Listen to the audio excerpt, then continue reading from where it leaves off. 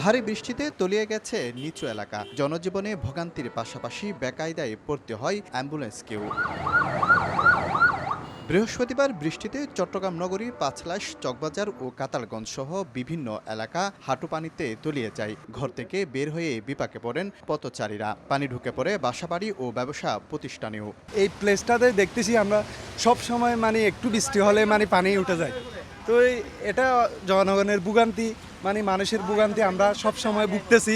এইখানে সবসময় পানি ওঠে, সবসময় পানি ওঠে। ব্যাঙে মুতিলে একটা পানি দূরে যায়। ড্রেনেজ সিস্টেমগুলো ঠিক নাই, আর হচ্ছে অল্প বৃষ্টি হলেই আপনার জলাবদ্ধতা সৃষ্টি হয়, যার কারণে মানুষের হাঁটতে অনেক বেশি অসুবিধা হয়। এদিকে পানিতে চলতে গিয়ে নষ্ট হয় বিভিন্ন যানবাহন, ক্ষতির মুখে পড়েন ব্যবসায়ী ও পরিবহন সংশ্লিষ্টরা। ভাঙ্গাচুরা তো আমরা দেখতে পাই না।